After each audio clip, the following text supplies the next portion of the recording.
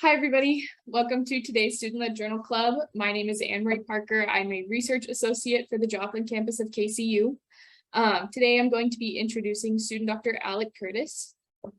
Student Dr. Curtis is a fourth-year DO MBA student at Kansas City University. He completed his third-year clinical rotations in West Palm Beach, Florida, where he met his ophthalmology mentor.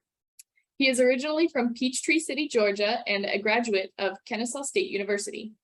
Student Dr. Curtis is submitting his application for ophthalmology at the end of the month and is currently traveling around the country for audition rotations. This month, he is on an ophthalmology audition at the Medical College of Georgia. In his free time, he enjoys going to the beach, scuba diving, mountain biking, snowboarding, and going to the gym. Student Dr. Curtis will be presenting an original research project that he created after observing a rare surgical complication due to a specific patient population with abnormal anatomical weakness in the eye while shadowing an ophthalmologist just prior to his third-year rotations. So with that, the floor is yours, student Dr. Curtis. All right.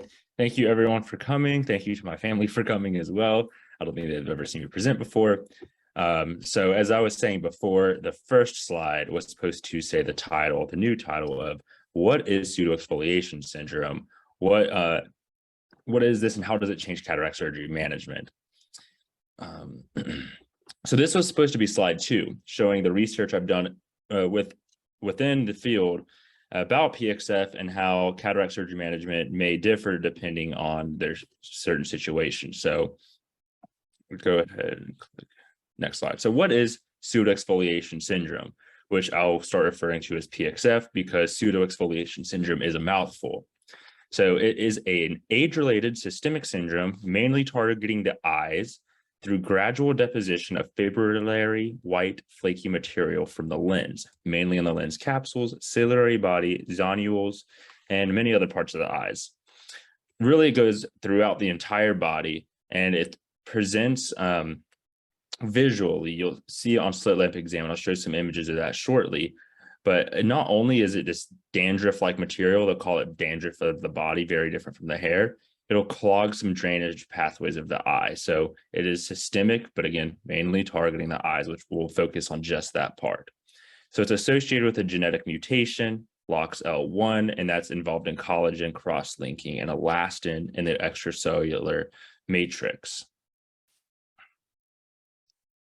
Oh, and here I'm just bolding the word zonules because that's one of the key things we'll focus on with regard to cataract surgery. So what are zonules? A little throwback to memory lane, or maybe you're focusing on anatomy now. That's the suspensory ligaments holding the lens. So I'll turn on my laser pointer for this presentation. Can you guys see my laser? Assume. Yes. Okay. So here's the lens. It's just a cut cross section of the lens. And this is what is causing your eye to focus on objects along with the cornea. Fun fact, the cornea has more refractive power than the lens does, twice as much actually. But this is what's going to form a cataract over time and get taken out. So these suspensory ligaments are like the springs on a trampoline that hold the lens or the trampoline in place. So here's a picture of pseudoexfoliation syndrome. Typically, this is just clear. You would not see anything. So just an overview, this is the iris. And then here is just the lens, and the lens capsule is covered in this dandruff-like material. It looks really subtle the first time you see it, and this is a pretty dense pseudoexfoliation.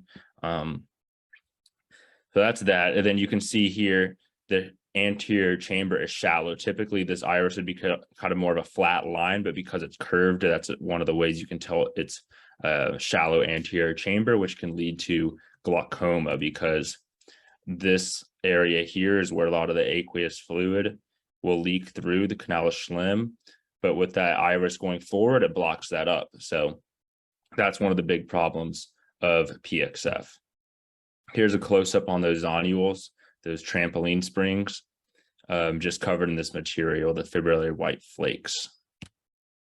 So I kind of touched on the complications. Zonular instability is the one we're going to focus on here. Poor pupillary dilation, which is a problem as well with cataract surgery because you need as much pupillary dilation for operating and changing the lens out. Glaucoma is in 50% of patients with PXF because it blocks that canal of Schlemm. So it's a secondary cause of glaucoma, causing a high pressure in the eye. So anterior capsular contraction or phimosis also causes postoperative visual acuity problems, because where you place the lens, it will sometimes, the bag it sits in will sometimes tighten up or contract and cause the lens to sublux or dislocate. So to understand why PXF is a problem to cataract surgery, first you have to understand what cataract surgery involves. So the big overhead picture of what a lens is best described as a peanut M&M. So you have this shell on the outside, that's the capsule of the cataract.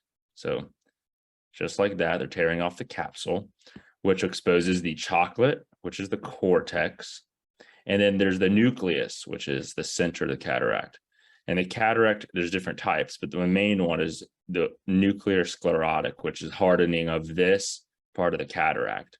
So the outer shell is the capsule, and that will actually be what the fake lens, the intraocular lens, will sit in. And it's only 13 microns thick in the back. So that's more than half the thickness, or less than half the thickness of a human hair. So it's very, very, very thin. So you have to be very delicate with the procedure to take out all of this. So PXF patients have unstable zonules, which are these parts of the eye. So if those break, then the whole entire thing, including the bag, which is the capsule, will fall to the back of the eye. And that is a big problem. That requires a whole different surgery to get the lens out of the eye. And then it's difficult to place a lens in the eye now because you don't have the bag to set it in. So that's what I saw in the OR. One of my first times in the ophthalmology OR is this complication. And the surgeon was like, oh, I knew that was going to happen. The patient knew it was very likely. And I was like, how did they know that that was going to happen? And that's when I learned about PXF a little bit. So the two types of cataract surgery: femtosecond laser assisted cataract surgery versus traditional, the manual method. Femtosecond laser assisted cataract surgery, it's assisted. So it's only used for one portion of it. Hello, the dog walked up to me. So traditional cataract surgery requires manual incisions instead of a laser. Going through the cornea, and the entire process is done by instruments without any lasers involved. So I'll show a video that better describes each one of these in a moment. Here's what flax looks like. I'll just refer to the laser as flax. It causes a photo disruption as the light is absorbed by tissue and it transforms into plasma.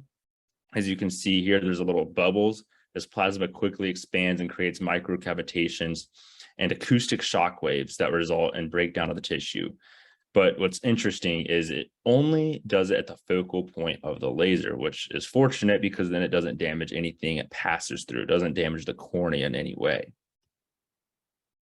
So here's a video. We'll see if it plays. Okay.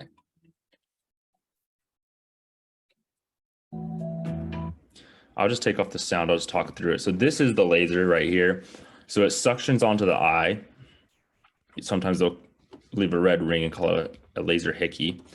So there is the cutting. It'll show that again in a moment. This is the machine. It's almost a $500,000 machine. So it's a huge investment, but it does other things than just cataract surgery. Here it is making the capsular rhohexis. So that is creating the opening, this perfect circle to expose the inside of the cataract. So it's cutting just that top layer of the M&M essentially. So now this is a comparison between manual, which is just inserting a knife, versus the laser. So there, that's it suctioned onto the eye, and you can make all of the selections of exactly where you want to do it. This is manual, so you manually will have to rip the capsule, which causes more tugging on the zonules, which are delicate with PXF. Here is the part where they suck out the inside of the cataract.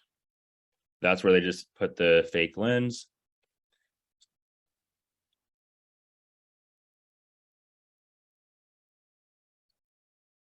So here's the standard over here, having to go up and then down.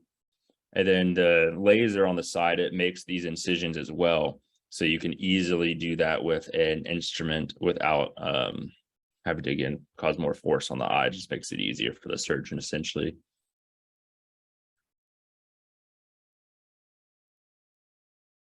So that capsular hexis, that circle in the capsule, is very important because you want to have a perfect, large enough circle to operate in, and it's very challenging, especially for newer surgeons. But the laser does it perfect every time. You can adjust the size bigger or smaller depending on the patient's anatomy and the size of the cataract. Sometimes you want to go bigger. So that's showing an intraocular lens implant inside the bag, which is the capsule, focusing the light on the retina. So you can see the laser, a ton of tiny pieces can be easily phacoemulsified or sucked out. And the standard method requires a lot of digging, a lot of scraping of the cataract, which again puts a little bit more stress on those zonules. So you can see the zonules on the sides there.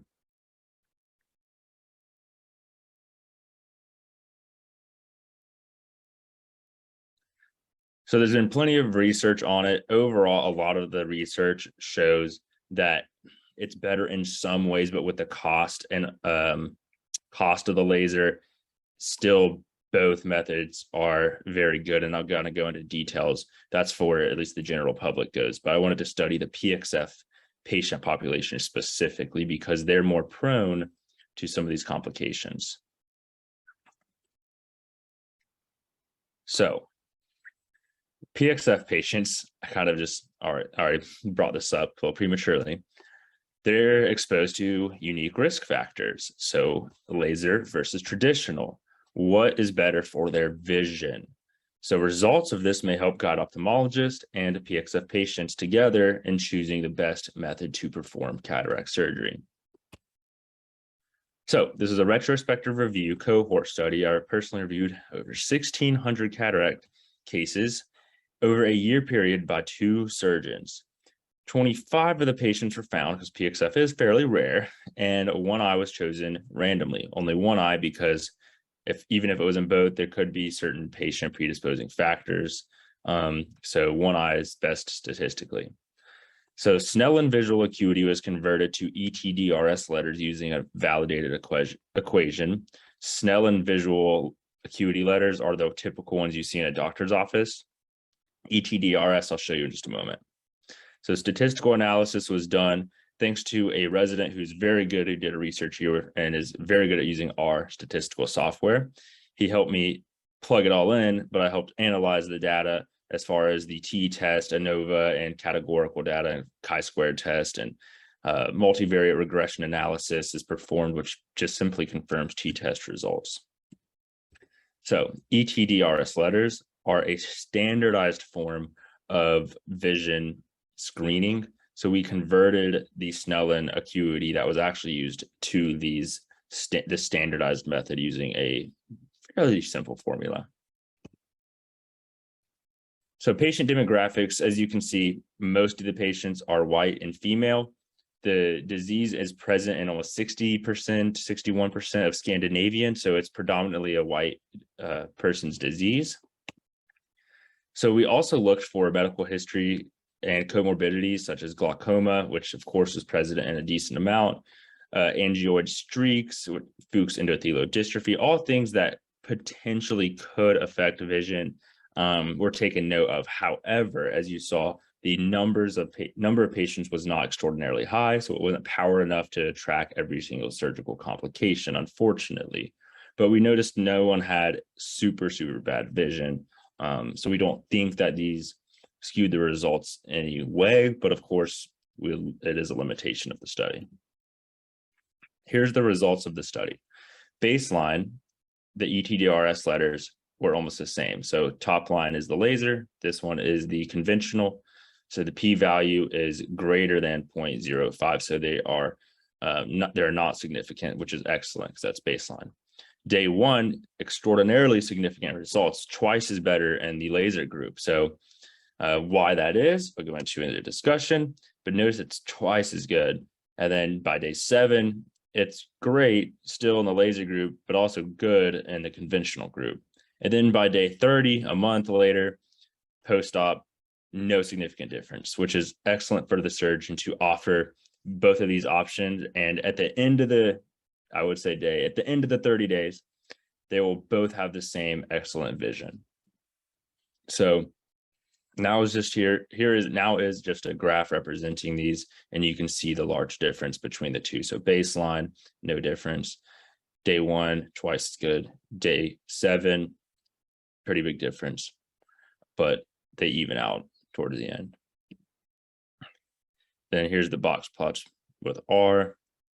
As you can see, here's day 1, huge difference. And you can see there's a few outliers, but not a ton. And then by the end, they are the same. So discussion. PXF patients, they have a weakened zonular apparatus. So those trampoline springs I was talking about before, they're more prone to rupture and more prone to stress with the manual surgery than the laser surgery. So the laser not only is less stress in the eye, and that's measured by accumulated dissipated energy. It's the machine that breaks the cataract up. It requires less of that because it's broken up beforehand in a safe laser method. So that's potentially one way why there's better visual acuity.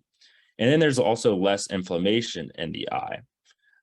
This can actually be objectively measured.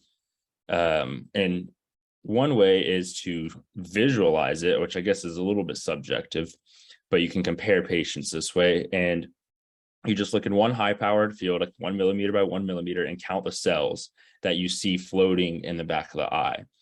And with the laser, there was a study done, and there's visibly less cell and flare. And flare is just protein matrix increased, kind of looks like smoke. So that's just some talking points of why is it better, more rapid improvement in visual acuity. And I think overall it's the less inflammation, less stress on the zonules, and less cell and flare. So Fuchs, so patients, again, I've mentioned that their PXF patients are more sensitive. There's another study that was done that was very similar to this one, comparing the laser versus conventional, but in patients with Fuchs endothelial dystrophy. And that's a disease of one of the layers of the cornea. And they also have some visual acuity problems, but they didn't have a difference between the laser versus conventional in that study. So we think it is something to do with PXF specifically, because there's also another study that happened to just actually very recently come out, very similar to mine, unfortunately or fortunately, that was comparing PXF patients with the laser and not the laser, and that showed the same results as ours. So theirs had about 300 patients versus our 25, which ours was not powered enough, but our results were nonetheless still the same. So a few more points of why the laser may be better is the laser has precise, accurate, and consistent cuts. So particularly the capsular hexus, which here's just a reminder, this is the manual cuts. So they have to manually try to create a circle with these tiny little tweezers, essentially. And the laser does this every time perfectly. In summary, our patients were simply improving in visual acuity with the laser, but the traditional group still did just as good by day 30. So overall, would you choose laser or manual? You may be thinking, of course, I would choose the laser because you will be seeing sooner. But the laser comes with a price tag out of pocket, whereas traditional is covered by Medicare. So it's about, I think, $1,000, $1,500 per eye, depends on where you go, but it's a significant cost to the patient, which is the largest barrier. But it's still now something to discuss with patients, especially if they have already very weak zonules, then they may be even more likely to choose the laser. But this just adds to more knowledge to the surgeon to discuss if this is the best option. Maybe they have an event coming up in a week and they need to see better. And they'll say you'll see almost twice as good with a laser at a week than you would the manual method. However, at day 30, you'll still be seeing excellent no matter what treatment I offer you. Limitations, as I discussed, the size of the study, I would have loved for it to be much larger, more PXF patients, so we could look at complication rates, intraoperative and postoperative. I tried to look at them, but just didn't have enough power. And a greater time period, because issues such as the capsular contraction can occur from anywhere from like a couple of weeks to a couple of months down the road, which can mess with visual acuity. And maybe the laser or manual method changes on how often that capsule contracts because you're cutting it. So, of course, recommend randomized prospective study with a larger PXF patient population. No funding was received, no financial disclosures, no conflicts of interest. And here are my sources, and that is the end of my presentation. I'm happy to take questions if anyone has any.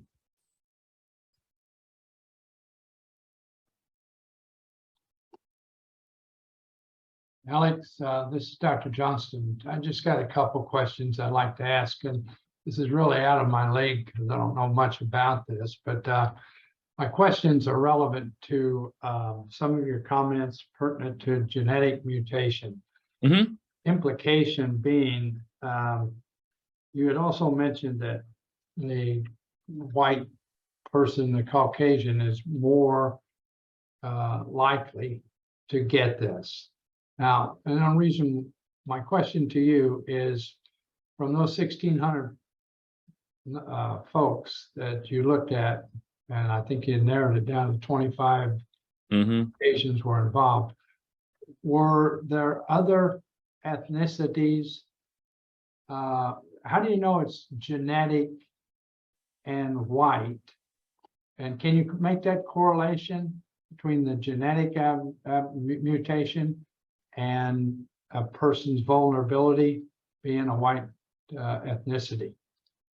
So, great question. As far as, are you saying PXF, how would I relate PXF to be a white person's disease? Correct. Okay.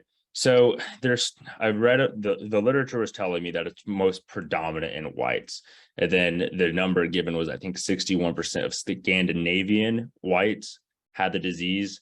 And that's truthfully all the knowledge I have about how other races are affected or not. I don't know specifically, or blacks or Hispanics. Yeah. So very prone. I know that data is out there because I remember reading it at some point, but off the top of my head, I don't know the exact numbers. Okay, that's fair. Yeah. That was one question I had. And Go just ahead. from another component, is it, I understand these are white fibular type of material that are laying in this particular area. Do they move? Are they, can you call them floaters as well? No, they don't really, to my knowledge, they don't really move. They kind of just settle in that area, but I've never seen them floating around per se. Right. I assume they have to move some bit because they are rubbing off of different parts of the body and settling. But as far as seeing a dusty like material moving around or seeing a floater, it certainly does not cause a floater in the vision. They're very small and they're not in that portion of the eye.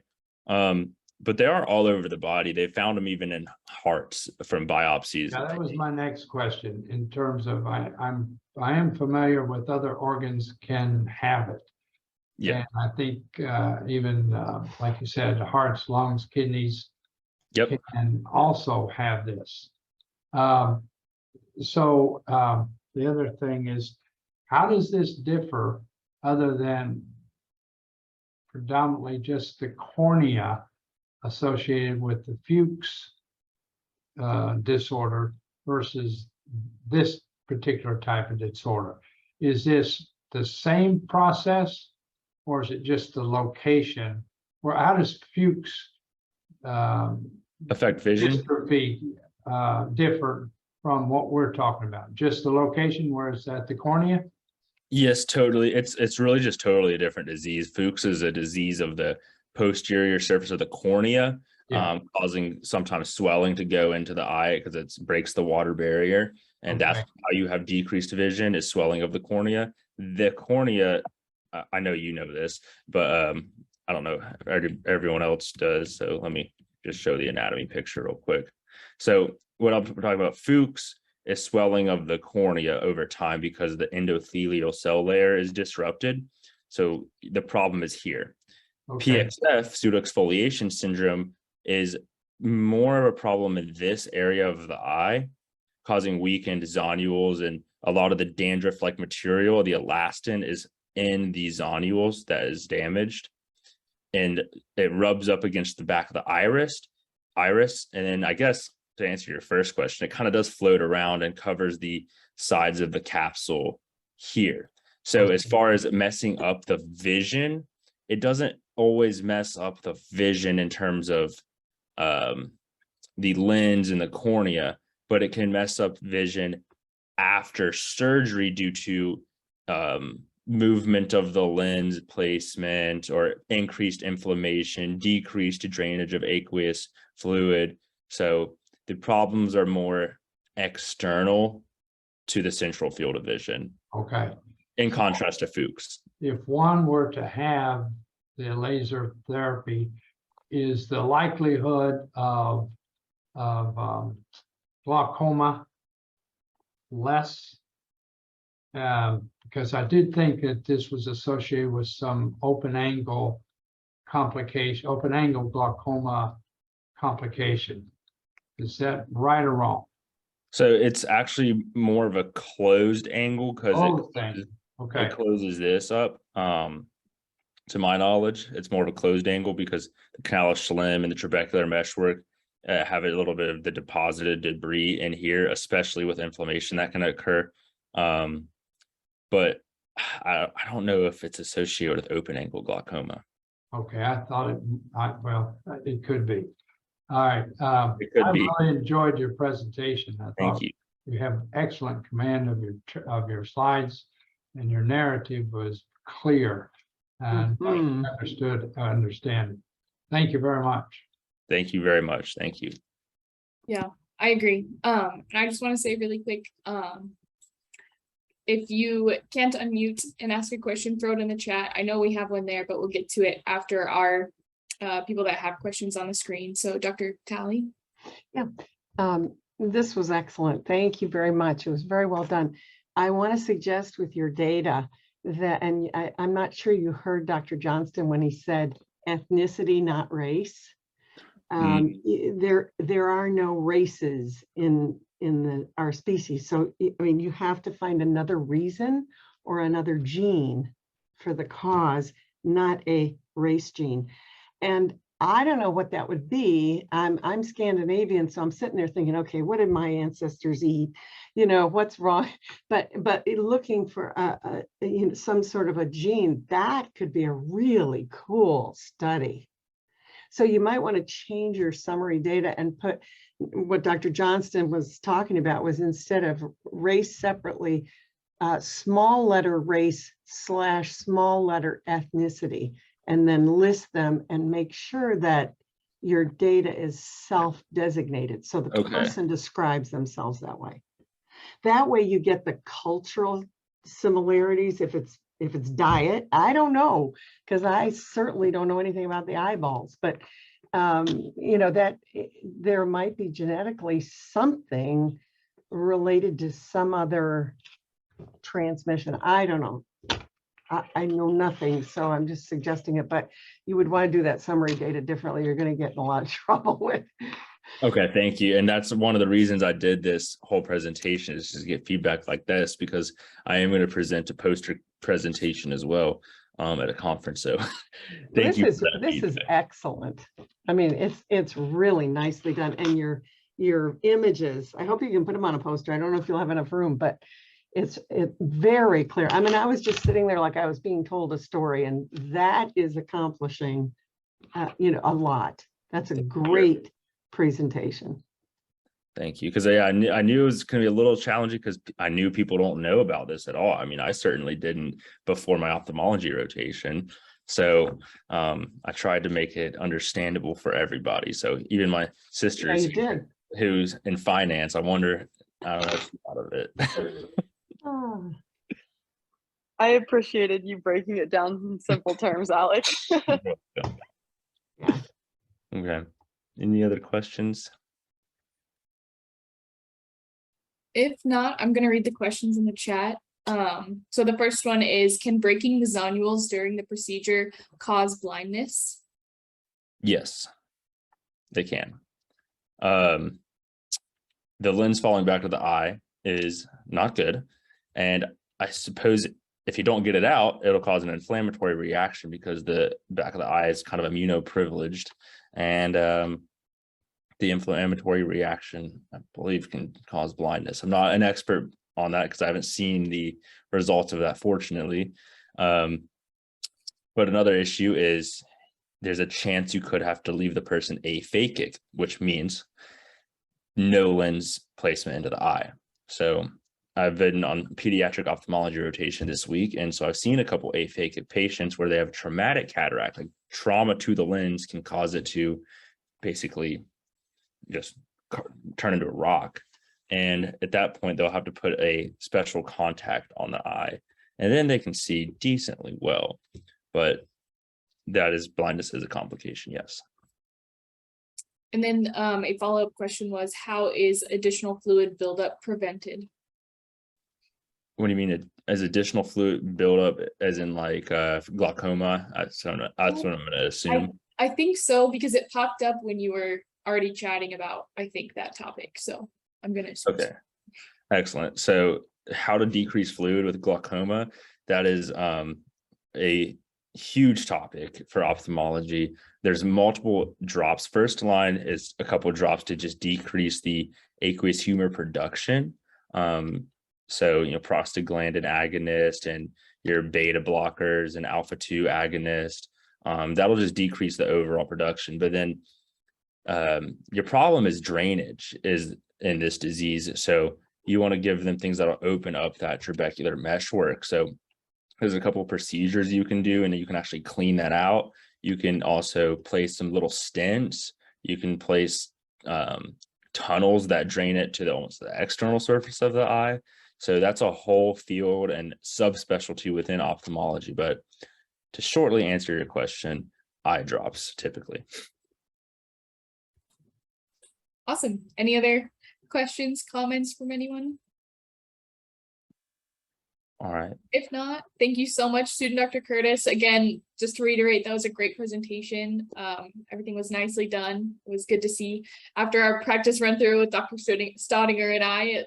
It was good before, but it was really good this time. So Thanks to you guys. well and your I just want to say, if anyone wants mentoring in ophthalmology, I know I've used that a ton and still do, because I'm still in the process of applying to do at the end of the month. But I'm willing to help anyone who's interested in the field. I left my email in the chat, but if you somehow can't find it, you can just search my name in the KCU database. It's just my name at Kansas City. awesome. Thank you, guys. Yeah, thank you. Thanks for being here today, everybody, and have a good weekend. Thank you. Thank you for putting this on. Bye-bye. Yeah, thank you.